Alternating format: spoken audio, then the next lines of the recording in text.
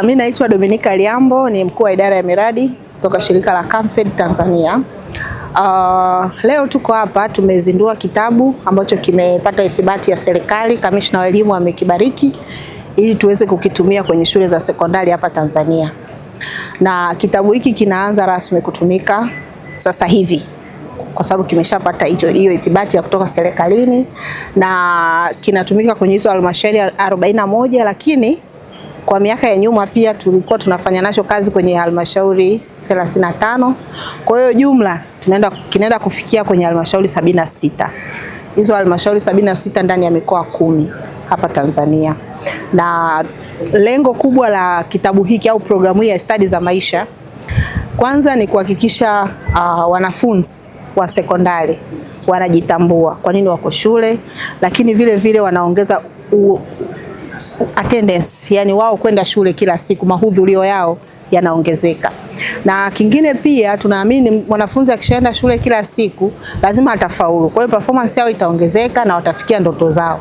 Kwa sababu ni stadi za maisha zinaelezea mwanafunzi kwa nini uko shule, kwa nini unatakiwa usome, kuna changamoto gani zipo kwenye jamii ambazo wewe kama mwanafunzi hauwezi kuzitatua. Ziko pale, lakini namna gani unakabiliana na zile changamoto ili uweze kufikia ndoto zako za baadaye. Na kwa mpango wa Camfed mpaka kufikia mwaka 2030 tuweze kufikia jumla ya angalau 85% ya halmashauri zote hapa Tanzania. Kwa hiyo kama nilivyosema, sasa tuko kwenye mikoa 10 na bado tuna mikoa 16. Kwa hiyo tunaamini mpaka kufika mwaka 2030 tutafikia kwenye hizo halmashauri zote. Na kitu cha kuzingatia, hiki kitabu kinavyoenda kutumika shuleni hakitumii wasichana peke yake, ni wanafunzi wote, wavulana kwa wasichana hapo shuleni. Na yule mwezeshaji anavyoenda kuwezesha shuleni anawezesha kwa wanafunzi wote, wavulana kwa wasichana, kwenye kidato cha kwanza mpaka kidato cha pili. Wanakuwa wamemaliza, baadaye wanaingia kidato cha kwanza, wengine wanawapokea. Kwa hiyo ni program ambayo ni endelevu. Kila mwaka form 1 wanaingia, kila mwaka, na programu ni endelevu na inaendelea.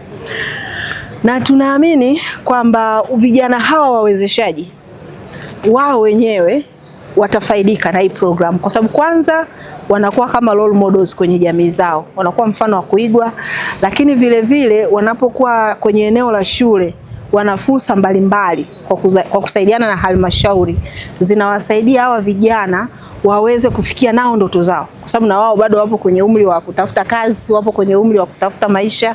Kwa hiyo tunaamini kwa kupitia shule na halmashauri wataandaa fursa mbalimbali ambazo zipo kwenye ngazi ya halmashauri. Kama tumesikia wengine wanasema ni mwenyekiti wa bodi ya shule, lakini Zuena alianza mwanzoni kabisa akiwa tu msichana mdogo, ameongeza kujitambua na kule confidence imeongezeka mpaka anafika hatua watu wanampendekeza kwamba huyu anafaa kuwa mwenyekiti wa bodi ya shule. Kwa hiyo ni mtu ambaye ameweza kujipambania na ameipenda kazi yake, na mpaka leo bado ni life skill facilitator. Lakini tuna life skill facilitator wengine ambao ni graduate, wamemaliza form 4, hawana ajira. Kwa hiyo wanavyojitolea shuleni anajulikana kwamba kumbe ni mwalimu wa hesabu, kumbe ni mwalimu wa civics.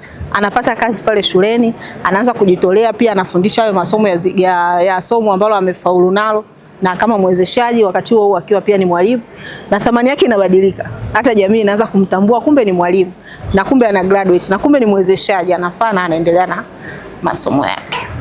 Naitwa Fredi Nyandoro, ni afisa mwandamizi ofisi ya kamishna Wizara ya Elimu, Sayansi na Teknolojia. Leo tuko hapa katika uzinduzi wa kitabu Dunia Yangu Bora. Kitabu hiki ni kitabu ambacho kinakwenda kutumika katika shule za sekondari nchini na kimepata ithibati kama kitabu cha ziada. Kitabu hiki kinakwenda kutumika kama kitabu cha ziada kwa maana ya kusupplement mahitaji ambayo yanakuwepo kutokana na wanafunzi kufundishwa masomo mbalimbali, na hasa kwa sasa hivi hapa tunasoma historia ya Tanzania na maadili. Na kitabu hiki kimsingi kina maudhui ya stadi za maisha ambapo vijana wengi kwa dunia ya sasa hivi kuna masuala ya kupotoka kwa maadili, na kitabu hiki kimsingi maudhui yake ni ya kumjenga kijana wa Kitanzania, mwanafunzi wa rika bale, kuweza kuwa mwaminifu, kuweza kuwa mwadilifu, kuweza kujituma, kujali wenzake, kuwa na upendo, kutenda matendo mema ya utu, kutunza mazingira katika dunia anakoishi. Dunia yangu bora inalenga kumfanya kijana aipende dunia, ayapende mazingira, ayaboreshe. Lakini mazingira haya, kuna jamii inaishi kwenye mazingira haya, na ili mazingira yaweze kumuhifadhi mwanadamu ni lazima aweze kuyatunza. Kuna changamoto mbalimbali ambazo wanakutana nazo vijana, wanakutana nazo wanafunzi.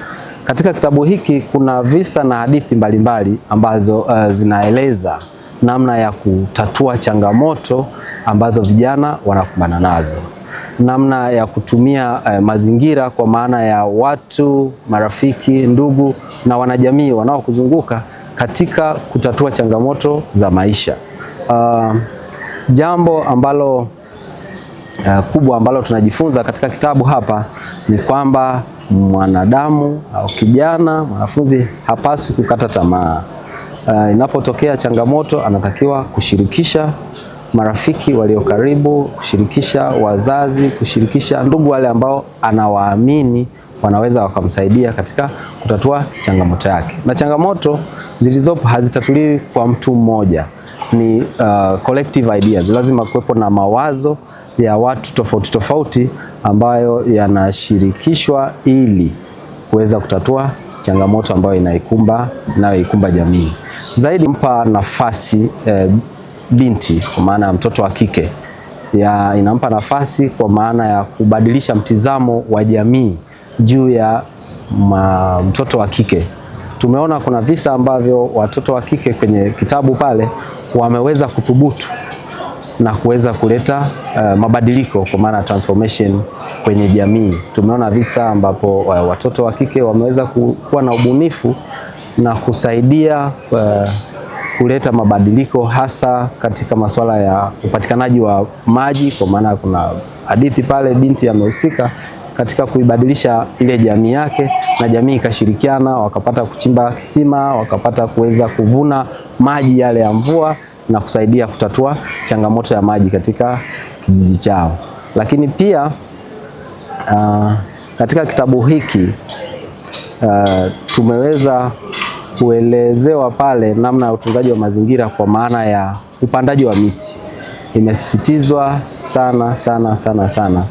Mabadiliko ya tabia nchi inahitajika tupande miti kama jamii, kama ambavyo Mheshimiwa Rais wa Jamhuri ya Muungano wa Tanzania Daktari Samia Suluhu Hassan anavyohimiza, na hata juzi hapa kwenye kila halmashauri ihakikishe kuwa kuna mpango kazi wa utekelezaji mara baada ya mafunzo haya.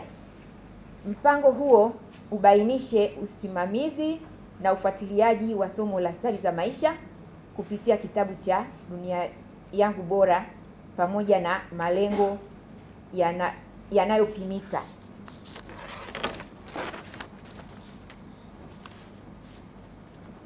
Vilevile wakuu wa shule wahakikishe kuwa vijana